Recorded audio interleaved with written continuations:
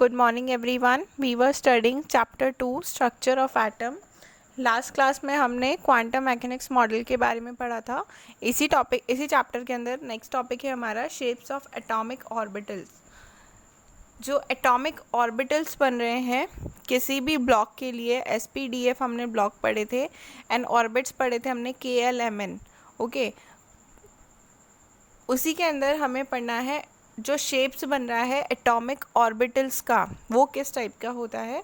The orbital wave function और psi for an electron is an atom has no physical meaning. जो psi है वो क्या है, एक मैथमेटिकल ऑपरेटर है, इसका कोई फिजिकल मीनिंग नहीं है. It is simply a mathematical function of the coordinates of electron. जो इलेक्ट्रॉन है उसके कोऑर्डिनेट्स हैं, उसके लिए मैथमेटिकल फंक्शन है जाई, बट इसका कोई फिजिकल मीनिंग नहीं है. However, for different orbitals, the plot of corresponding wave function as a function of r are different.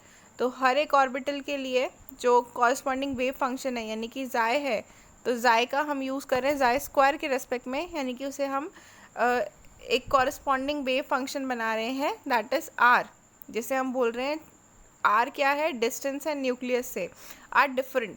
तो वो क्या होता है, हर एक ऑर्बिटल के लिए जो r होता है दैट मीन्स के डिस्टेंस होती है न्यूक्लियस, वो अलग अलग होती है.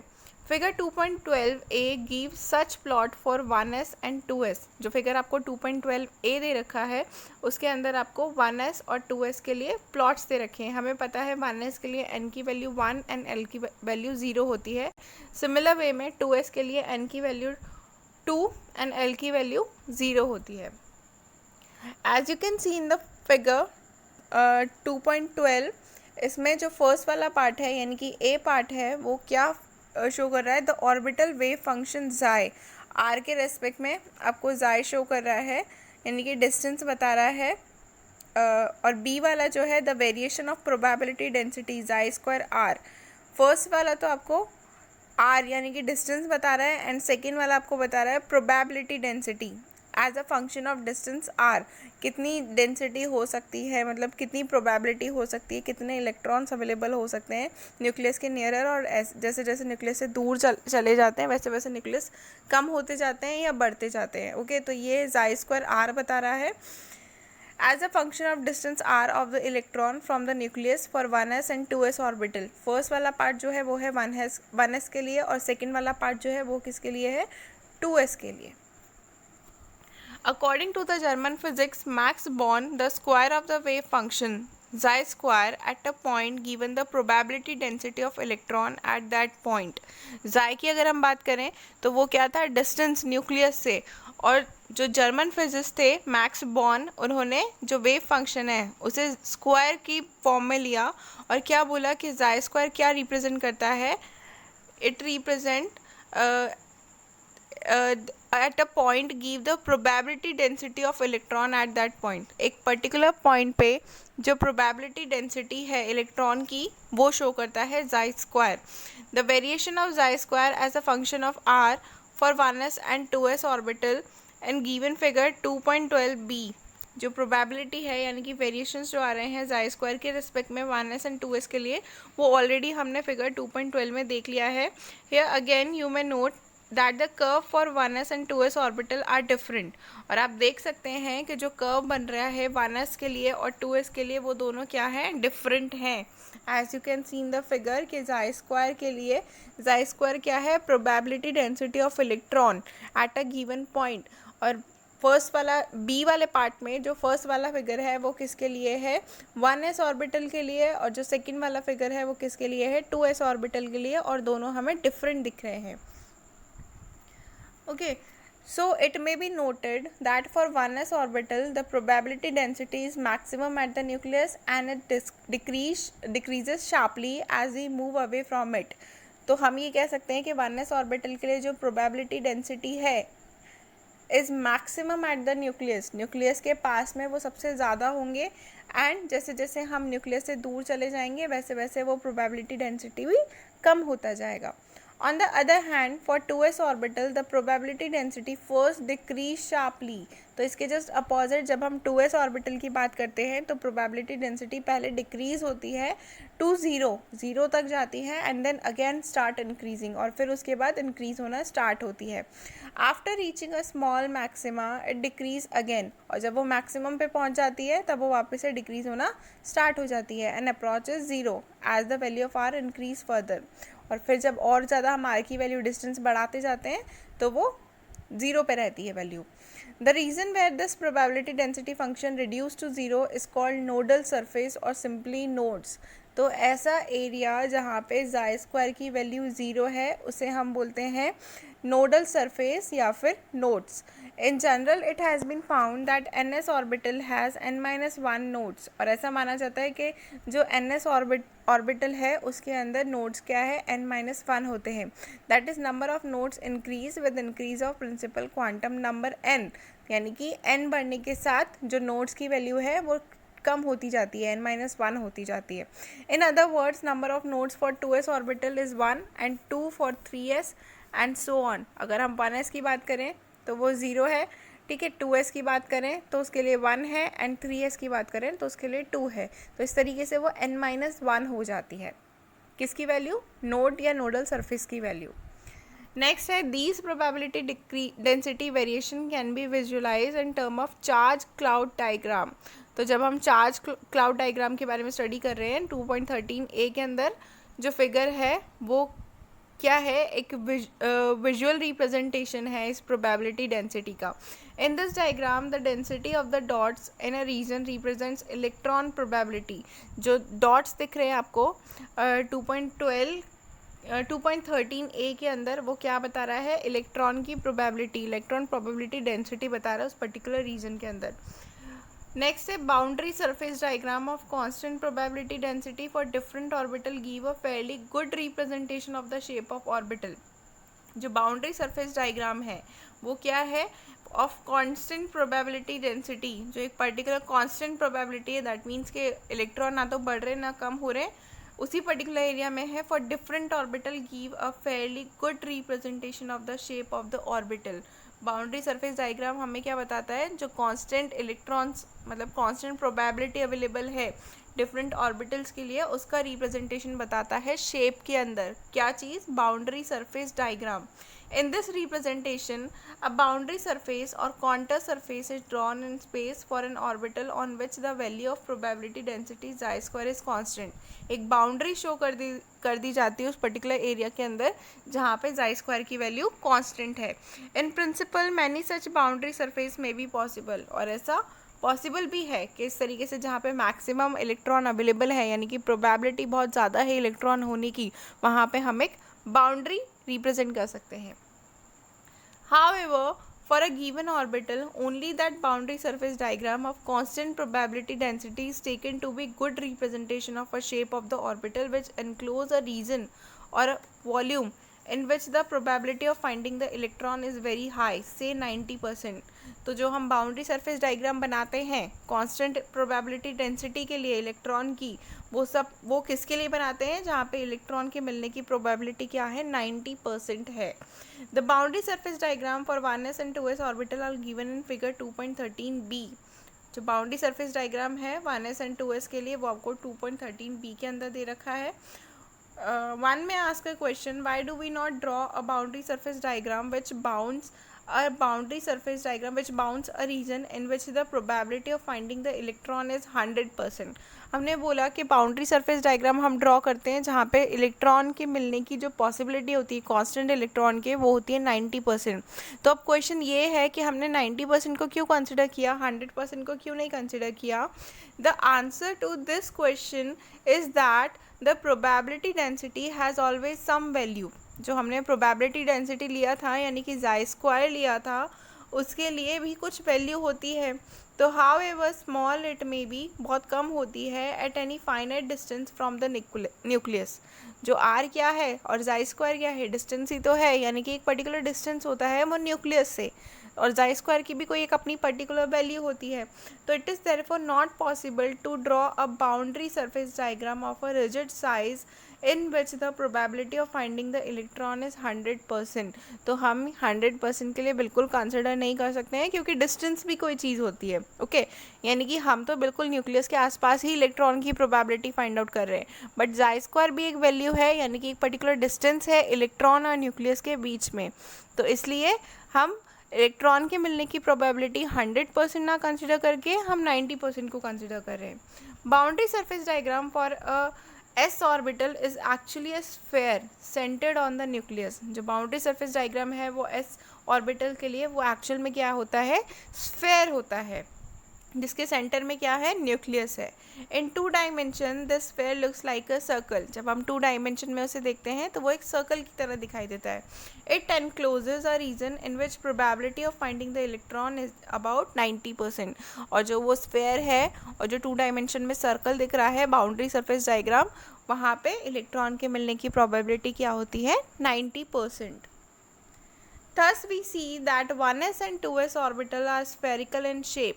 तो हम ये कंसिडर कर सकते हैं कि जो 1s and 2s ऑर्बिटल है वो क्या है, स्फेरिकल है शेप में। In reality all the s orbital are spherical symmetric, that is the probability of finding the electron at a given distance is equal in all the direction।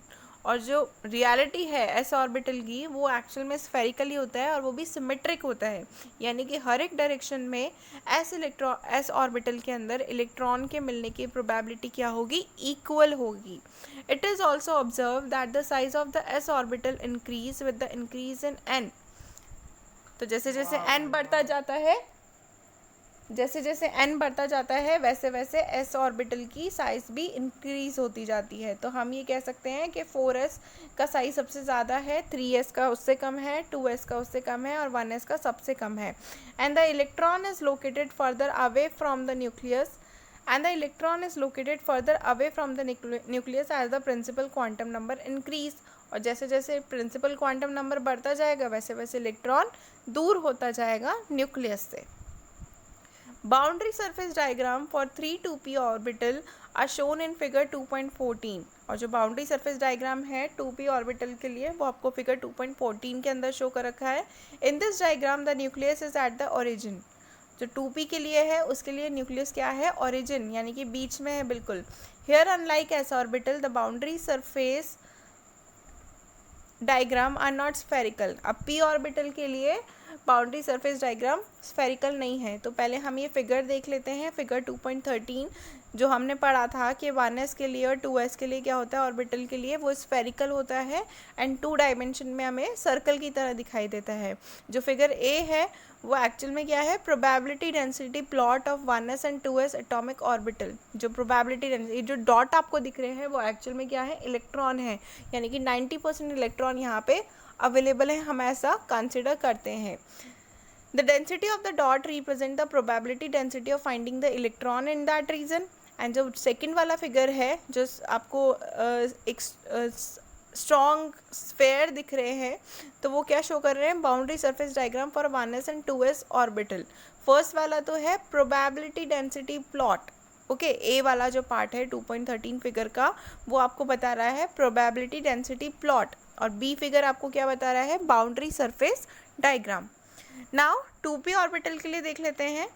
It's not spherical नहीं होते हैं। Instead each p orbital consist of 2 section, और हर एक p orbital के अंदर 2 section होते हैं जिन्हें हम लॉब्स बोलते हैं। तो ये जो आपको बाउंड्री सरफेस डायग्राम दिख रहा है 2p ऑर्बिटल के लिए, आप इसमें देखेंगे 2 सर्कल दिख रहे हैं जिन्हें हम क्या बोलते हैं, लॉब्स बोलते हैं। That are on either side of the plane that passes through the nucleus. एक प्लेन जो होता है जो न्यूक्लियस से पास हो रहा है उसके दोनों साइड पे ये लॉब्स प्रेजेंट रहते हैं।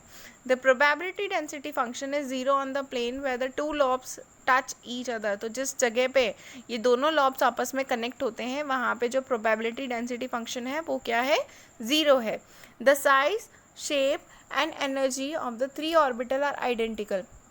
तो यहाँ पे जो 3 ऑर्बिटल आपको दिख रहे हैं 2px, 2py एंड 2pz, इन तीनों की जो साइज़ है, एनर्जी है, वो क्या है, आइडेंटिकल है। They differ however in the way the lobes are oriented. ये डिफरेंट भी हो सकती हैं जिस तरीके से लॉब्स को बनाया जाता है उसके रिस्पेक्ट में। Since the lobes may be considered to lie along the x, y or z axis, they are given the designations 2px, 2py and 2pz. जो लॉब्स आप देख सकते हैं फिगर के अंदर x, y और z डायरेक्शन में बनाए हुए हैं, तो इसलिए इनका नेम क्या दिया हुआ है, 2px, 2py and 2pz. Okay. It should be understood, however, that there is no simple relation between the value of ml. जो रिलेशन है, कोई पर्टिकुलर रिलेशन नहीं शो कर रखा है जो ml की वैल्यू है, यानी कि -1, 0 और +1 में कोई भी रिलेशन नहीं है.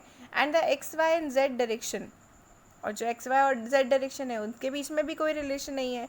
For our purpose it is sufficient to remember that because there are 3 possible value of ml. जो ml की 3 पॉसिबल वैल्यूज़ हो सकती है ना, यानी कि -1, 0 और 1. There are therefore 3p orbital. तो ऑर्बिटल कितने बनेंगे, 3p ऑर्बिटल होंगे. Whose axes are mutually perpendicular, जिनकी एक्सेस क्या होंगी, परपेंडिकुलर होंगी. Like s orbital, p orbital increase in size and energy with increase in the principal quantum number, and hence the order of the energy and size of various p orbital is 4p is greater than 3p is greater than 2p.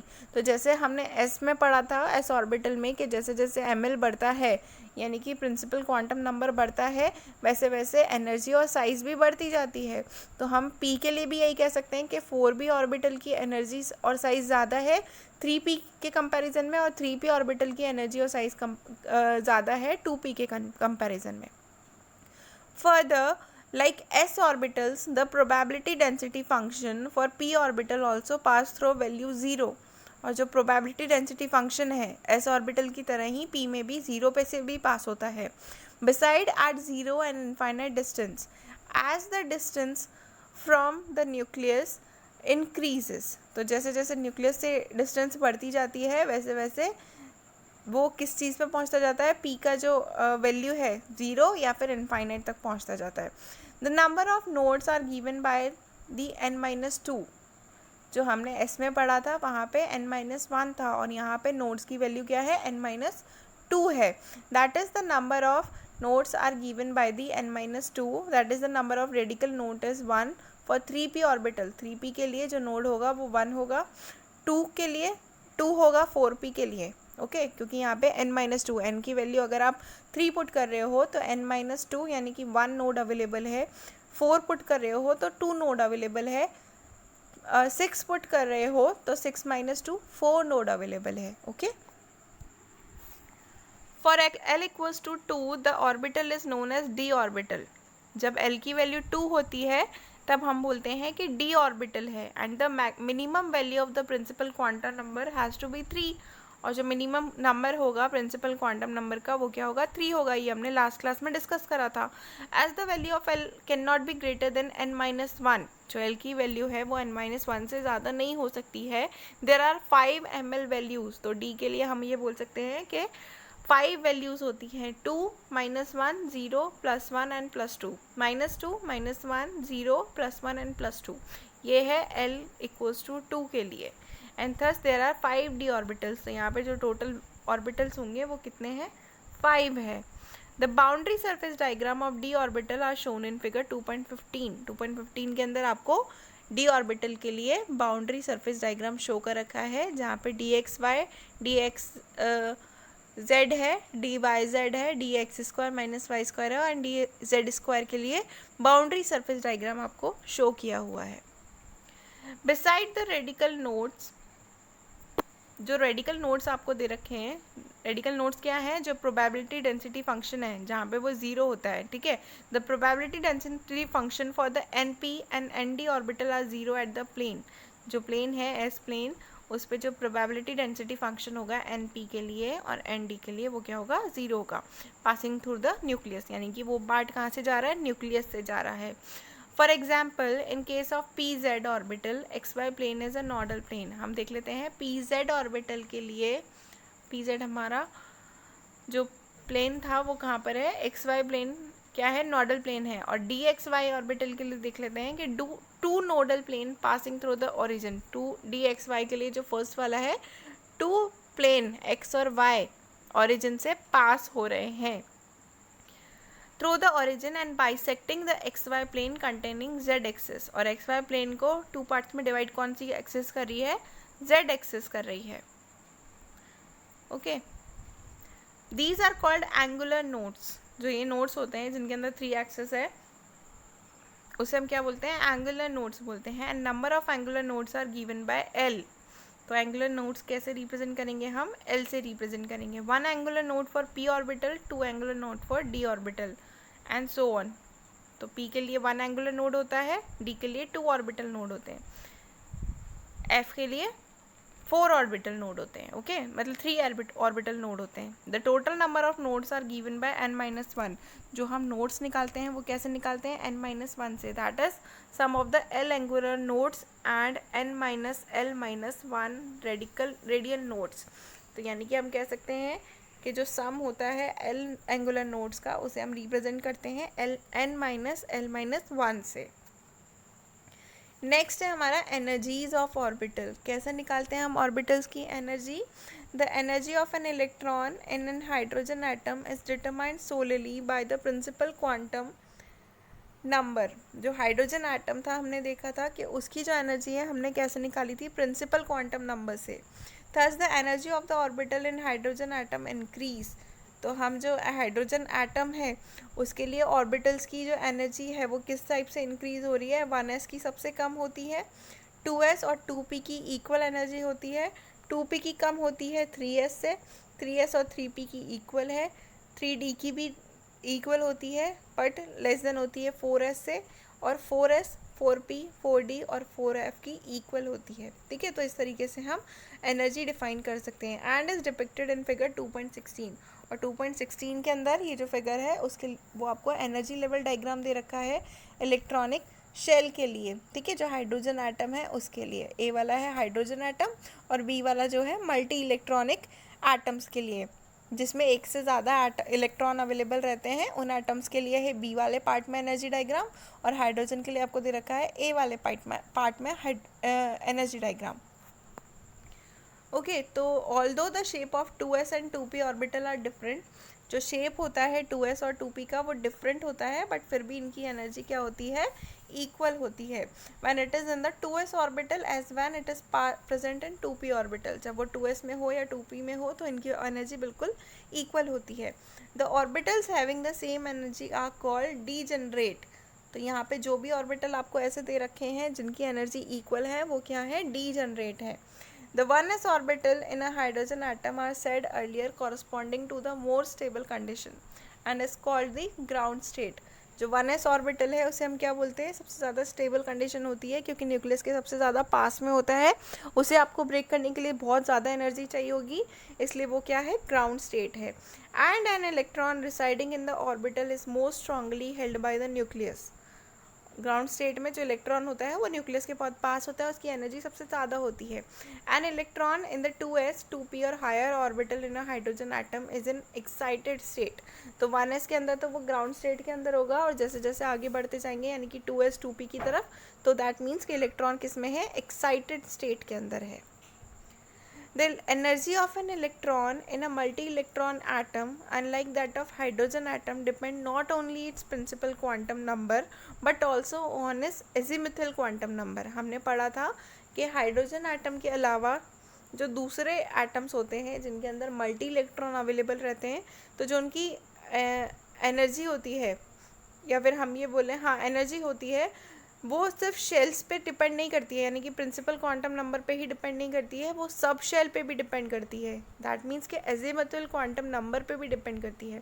That is for a given principal quantum number SPDF all have different energies. तो हम ये कह सकते हैं कि एक particular principal quantum number के लिए SPDF सबकी एनर्जी अलग अलग होगी। Within a given principal quantum number the energy of orbital increase. और एक पर्टिकुलर क्वांटम नंबर के लिए जो एनर्जी इंक्रीज़ होगा वो किस तरीके से होगा, S की सबसे कम, P की S से ज़्यादा, देन D की P से ज़्यादा, एंड देन F की सबसे ज़्यादा एनर्जी होगी।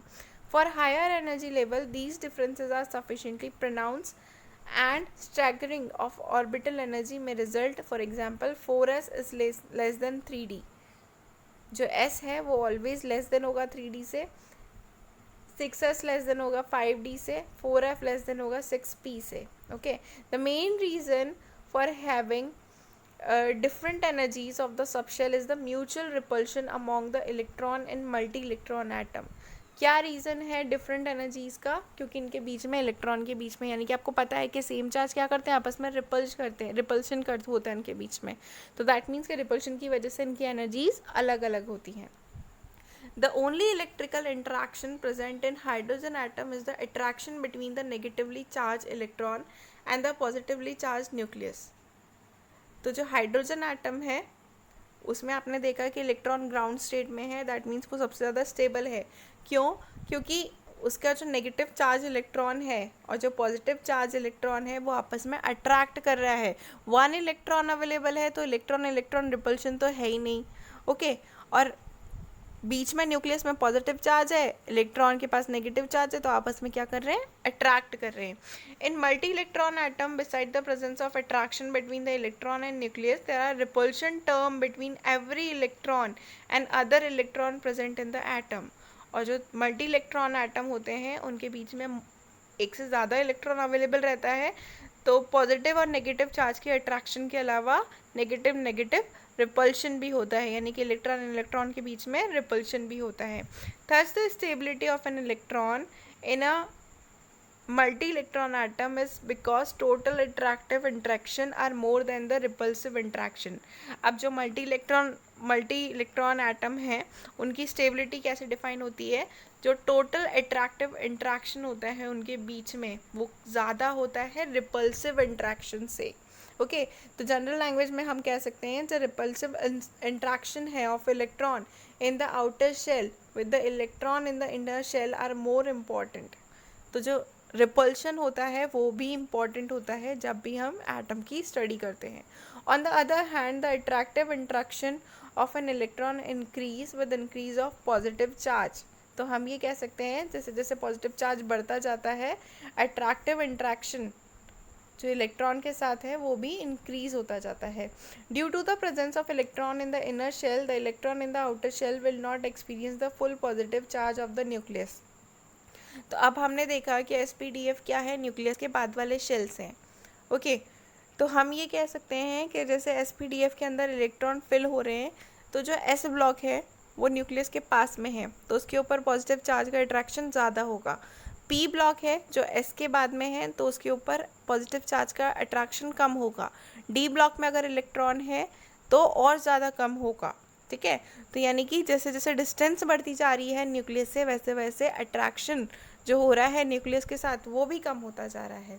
The effect will be lowered due to the partial screening of positive charge on the nucleus by inner shell electron. जो इनर शेल इलेक्ट्रॉन है उसके ऊपर ज़्यादा अट्रैक्शन है, इसकी वजह से ये जो पार्शियल स्क्रीनिंग हो रही है यानी कि जैसे जैसे दूर जाता जा रहा है पॉजिटिव इलेक्ट्रॉन का अट्रैक्शन कम होता जा रहा है. This is known as the shielding of the outer shell electron from the nucleus by the inner shell electron. और इस चीज़ को क्या बोलते हैं? शील्डिंग बोलते हैं.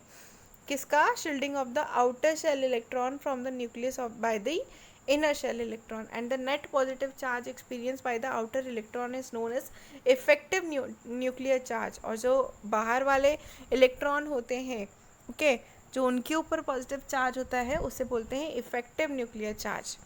Despite the shielding of the outer electron from the nucleus by the inner shell electron the attractive force experience by the outer shell electron increase with increase of the nuclear charge.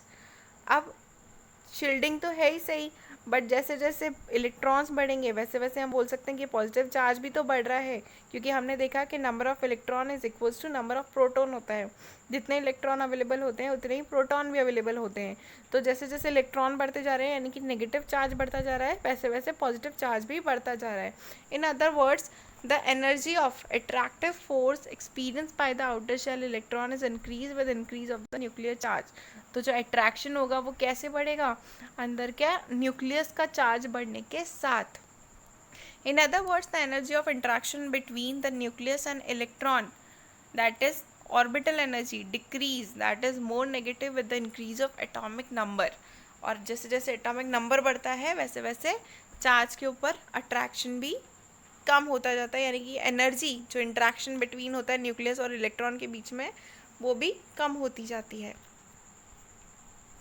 Both the attractive and repulsive interaction depend upon the shell and shape of the orbital। जो attraction और repulsion होता है वो किस चीज़ पे depend करता है? शेल पे एंड शेप पे। जो ऑर्बिटल का शेल है और उसका शेप है उस चीज़ के ऊपर जिसके अंदर इलेक्ट्रॉन प्रेजेंट है उस चीज़ के ऊपर डिपेंड करता है। एग्जाम्पल के लिए electron present in spherical shape, S orbital shield the outer electron from the nucleus more effectively as compared to the electron present in p orbital। तो हम ये कह सकते हैं कि एस ऑर्बिटल के अंदर जो इलेक्ट्रॉन अवेलेबल हैं वो न्यूक्लियस के ज़्यादा क्लोज हैं, ओके, तो उनका अट्रैक्शन ज़्यादा है p ऑर्बिटल के कंपैरिजन में। Similarly electron present in p orbital shield the outer electron from the nucleus more than the electron present in d orbital. तो हम ये कह रहे हैं कि जब s के ऊपर न्यूक्लियस का अट्रैक्शन ज़्यादा है बट एस और पी के बीच में रिपल्शन ज़्यादा है, शील्डिंग ज़्यादा है, ऐसे ही सेम पी और डी के बीच में शील्डिंग ज़्यादा है, रिपल्शन ज़्यादा है। Even though all these orbital are present in the same shell, फिर भी हम ये कह रहे हैं कि जितने भी ऑर्बिटल हैं वो सारे एक ही शेल के अंदर प्रेजेंट हैं बट फिर भी उनके बीच में रिपल्सन यानी कि शील्डिंग ज़्यादा है। Further within a shell due to spherical shape of s orbital, एक ही शेल के अंदर स्फेरिकल शेप जो होता है एस ऑर्बिटल का, the S orbital electron spend more time close to the nucleus in comparison to the P orbital electron which spends more time in the vicinity of nucleus in comparison to D orbital electron. तो हम ये कह सकते हैं कि S orbital nucleus के पास में है, पी ऑर्बिटल एस के बाद है तो वो न्यूक्लियस से थोड़ा सा दूर है, डी ऑर्बिटल पी के बाद है तो वो भी न्यूक्लियस से दूर हो गया, ठीक है। तो in other words for a given shell the principal quantum number, the z effective experienced by the electron decrease with increase of azimuthal quantum number। तो जैसे जैसे डिस्टेंस बढ़ता जा रहा है वैसे वैसे न्यूक्लियस का जो अट्रैक्शन है वो कम होता जा रहा है, यानी कि प्रिंसिपल क्वांटम नंबर जो z इफेक्टिव है, इफेक्टिव फोर्स है न्यूक्लियस का वो कम होता जा रहा है। That is the s orbital electron will be more tightly bound to the nucleus than p orbital electron। तो जो s ऑर्बिटल इलेक्ट्रॉन होंगे वो न्यूक्लियस से ज़्यादा टाइटली पैक्ड होंगे comparison to the p electron, ठीक है, which is in turn will be better tightly bound than d orbital electron. और पी वाले जो इलेक्ट्रॉन होंगे वो न्यूक्लियस से ज़्यादा टाइटली पैक होंगे comparison to the d orbital electron. The energy of electron the energy of electron in s orbital will be lower than the p orbital electron which will have less energy than that of d orbital electron and so on। तो जो energy होगी electron की S के अंदर वो कम होगी comparison to the b p, and p की एनर्जी कम होगी इलेक्ट्रॉन की comparison to the d. Since the extent of shielding from the nucleus is different for electron in different orbitals. तो जो शील्डिंग होती है न्यूक्लियस के लिए हर एक इलेक्ट्रॉन के लिए अलग अलग है। It leads to the splitting of energy level within the same shell. तो इसी की वजह से एक ही शेल के अंदर एनर्जी लेवल डायग्राम हमने बनाया था अलग अलग। Okay, that is energy of electron in an orbital as mentioned earlier depend upon the value of n and l। तो जो इलेक्ट्रॉन की एनर्जी होती है किसी भी ऑर्बिटल के अंदर वो n और l पे डिपेंड रहती है, प्रिंसिपल क्वांटम नंबर पे और शेल्स पे डिपेंड रहती है। Mathematically the dependence of energy of the orbital on n and l are quite complicated, but one simple rule is that the lower the value of n plus l for n orbital the lower it's energy. तो जितनी कम value होगी n plus L की उतनी ही कम energy होगी orbital की। If two orbital the lower is the energy, if two orbital have the same value of n plus L, the orbital with lower value of n will have the lower energy. अगर दोनों की same value आ रही है n plus L की तो हम ये बोलते हैं कि n की एनर्जी अगर कम है तो ऑर्बिटल की एनर्जी भी कम है। The table 2.5 illustrate the rule and figure 2.16 depict the energy level of multi electron atom। Table 2.5 के अंदर तो हम क्या देखेंगे रूल्स n प्लस एल का, और फिगर 2.16 के अंदर हम क्या देखेंगे energy level multi electron atom के।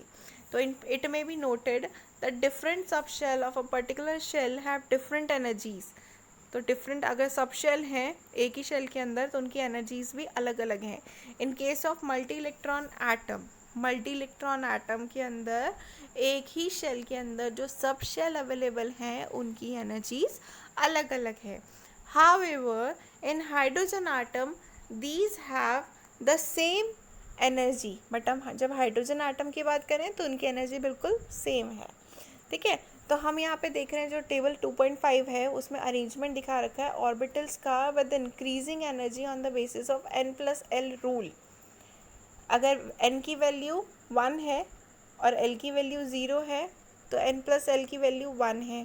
ठीक है, 2s के लिए यहाँ पे s की वैल्यू 2 कैसे आई, क्योंकि n की वैल्यू 2 थी तो यहाँ पे 2s हो गया. 2p कैसे आया, क्योंकि जिसकी वैल्यू ज़्यादा है n की वैल्यू 2 है ना, तो इसलिए यहाँ पे 2p आ गया. 3s कैसे आया, n की वैल्यू 3 है, जिसकी वैल्यू ज़्यादा होगी n और l में से उसको हम कंसिडर करेंगे.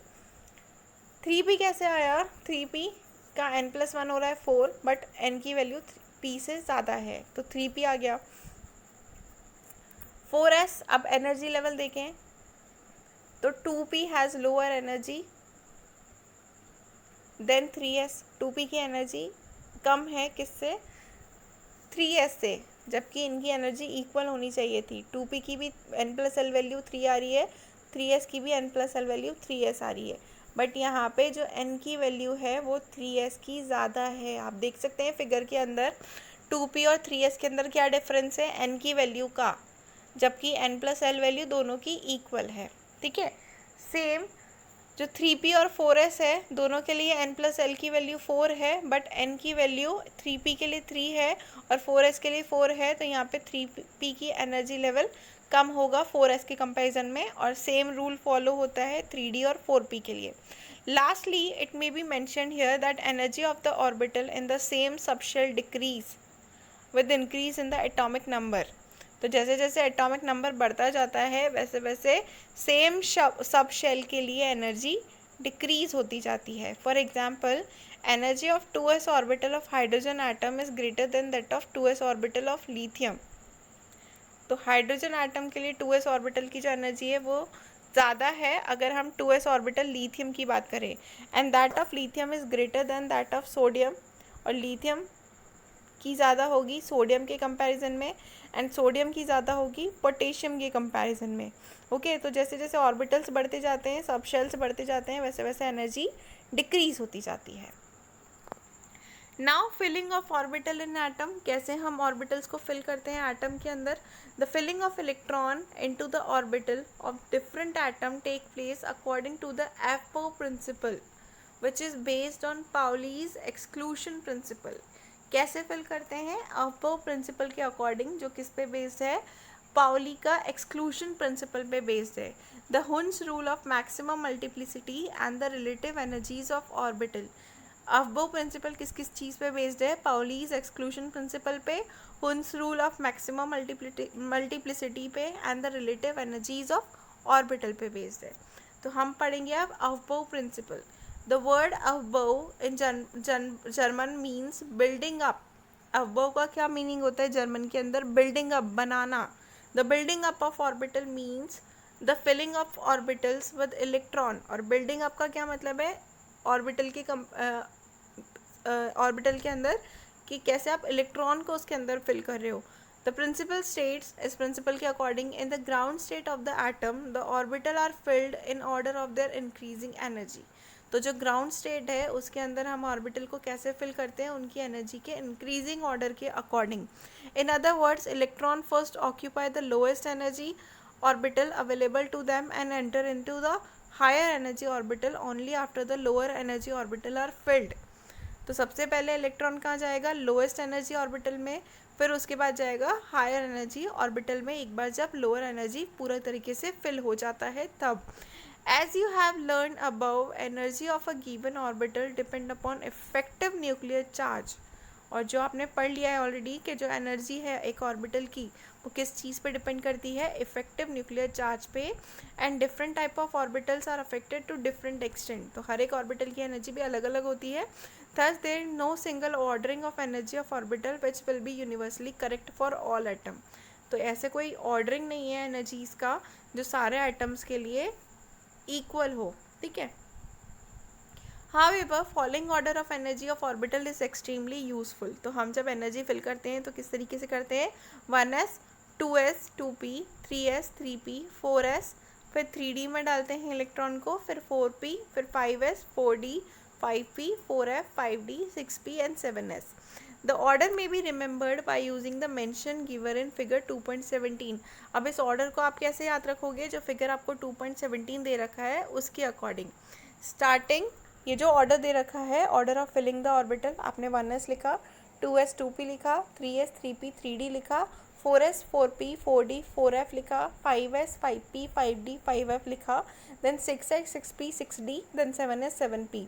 ठीक है, तो इलेक्ट्रॉन्स कैसे फिल होंगे, सबसे पहले 1s के अंदर एरो की जैसे आपको मूव करना है, 1s, फिर 2s, फिर 2p 3s, फिर 3p 4s, फिर 3d 4p 4s, फिर 4d 5p 6s, फिर आपको जाना है 4f के अंदर, 5d के अंदर, फिर 6p 7s एंड देन फिर आपको जाना है 5f 6d और 7p के अंदर.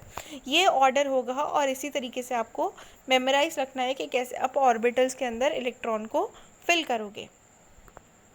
The top of the direction of arrow gives the order of filling of the orbital. तो अभी जैसे मैंने आपको एक्सप्लेन किया कि जो टॉप है एरो का, वो क्या बता रहा है कि किस तरीके से आपको इलेक्ट्रॉन को फिल करना है. That is starting from the right top of the bottom left. तो राइट टॉप से स्टार्ट करना है, फिर बॉटम लेफ्ट में जाना है. Okay, with respect to placement of outer most valence electron, it is remarkably accurate for all atom.